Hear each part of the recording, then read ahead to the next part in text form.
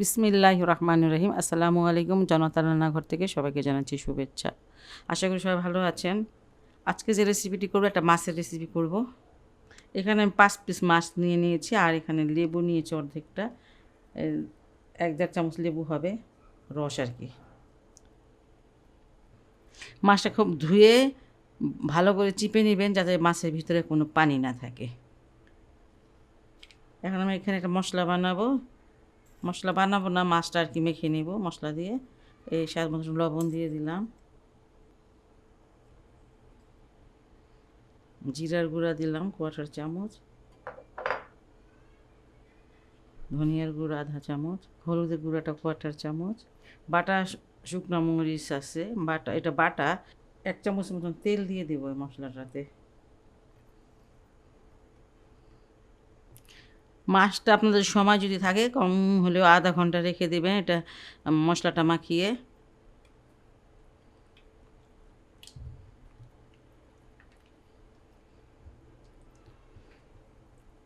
মাছটা আমার সময় নাই, তাই 10 থেকে 15 মিনিটের সময়টা আমি এটা ম্যারিনেট করে রেখে দিলাম।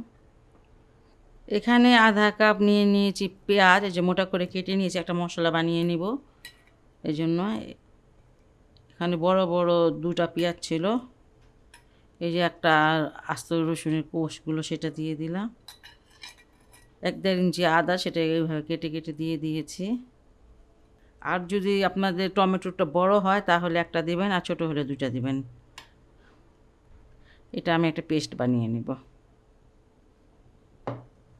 মাছগুলো ভেজে নেব, তাই কিছুটা তেল দিয়ে দিয়েছি ফ্রাই প্যানে, আর তেলটা গরম হয়ে গেছে, আর মাছগুলো ভেজে নেব। আস্তে করে মাছগুলো দিবেন যাতে তেলটা হাতে না লাগে।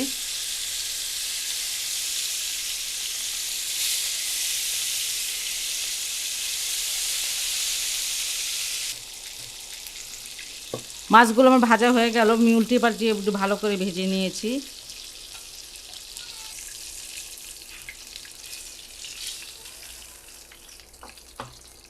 আমি এই তেলেই মাছগুলো রান্না করে নিব। আর এখানে আমি আধা চামচ জিরা দিয়ে দিচ্ছি।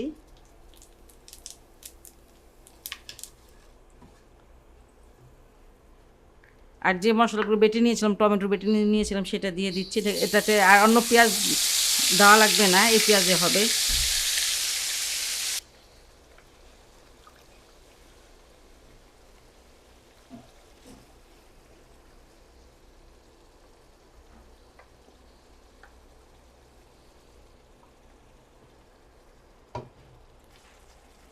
এখানে আমি আধা চামচ হলুদ দিয়ে দিচ্ছি, ধনিয়ার গুঁড়া 1 চামচ, এখানে জিরার গুঁড়া সেটাও 1 চামচ, এটা ভাজা জিরার গুঁড়া।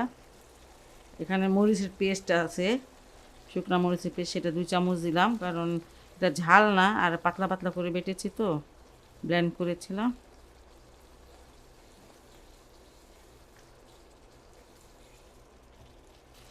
এখানে 3-4টা কাঁচামরিচ আছে, ঝালটা নিজের মতন করে দিবেন।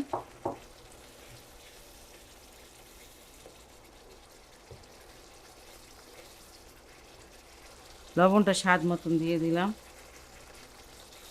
মূলত এটা একটা ইন্ডিয়ান রান্না, এটা হচ্ছে ফিশ মশালা কারি, এটার নাম। এটা ঢাবা স্টাইলের রান্নাটা, এটাই আপনাদের আমি করে দেখাচ্ছি এখন। মশলাটা খুব ভালো করে কষিয়ে নিতে হবে, কারণ কাঁচা পেঁয়াজ এটাতে আর মানে এমনি কুচি পেঁয়াজ দেওয়া লাগবে না, কাঁচা পেঁয়াজটাই মানে দিতে হবে। মশলাগুলো আমি খুব ভালো করে কষিয়ে নিয়েছি, আপনারা কালারটা দেখলে বুঝতে পারবেন, বেশ সময় লাগিয়ে কষিয়েছি, কারণ কাঁচা মানে বাটা পেঁয়াজটা সেটা এবার গন্ধটা বেশি লাগে যদি ভালো করে কষানো না হয়। যাই হোক, এখন আমি পানি দিয়ে দিব। এখানে মোট 250 গ্রাম পানি দিলাম, এর থেকে বেশি আর দেওয়া লাগবে না। আর যদি আপনাদের মাছ বেশি হয় তাহলে অবশ্যই একটু বেশি দিবেন, সেটা বুঝে দিবেন, কম হলেও সেটাও বুঝে দিবেন।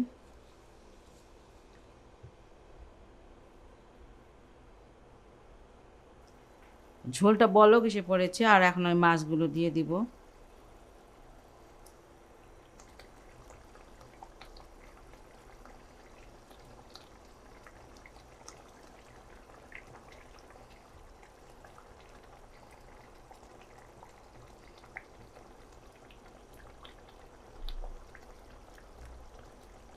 লবণটা একটু দেখলাম, লবণটা একটু কম। আরেকটা জিনিস আপনাদের দিতে হবে, কাসুরি মেথি। যদি না থাকে কোনো সমস্যা নেই, আমার বাসায় অবশ্যই আছে, যেহেতু আমি রান্না দেখাই এই জন্য। এই যে এখানে আধা চামচ থেকে কম আছে, সেটা আমি একটু দিয়ে দিলাম। এটাতে ভালো একটা ফ্লেভার আসে। থাকলে দিবেন, না থাকলে দেওয়ার কোনো প্রয়োজন নেই।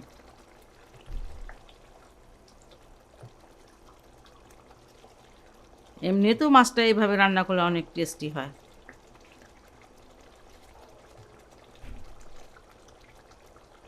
মাছটা আমার হয়ে গেছে, আর আমি এখন ধনিয়া পাতা দিব। ধনিয়া পাতাগুলো কিন্তু শুধু পাতাগুলো দিতে হবে। যদি কেউ বেশি ধনিয়া পাতা পছন্দ করেন তাহলে বেশি অবশ্যই দিতে পারেন। আপনারা যে কোনো বড় মাছ দিয়ে এটা করতে পারেন। খুবই ভালো একটা মজার একটা তরকারি। বাসায় এটা অবশ্যই ট্রাই করতে পারেন যদি ভালো লাগে। আর আমার চ্যানেলকে লাইক, কমেন্ট, সাবস্ক্রাইব করুন। সবাই ভালো থাকুন, সুস্থ থাকুন, নিরাপদে থাকুন, এই দোয়া করি। আল্লাহ হাফেজ।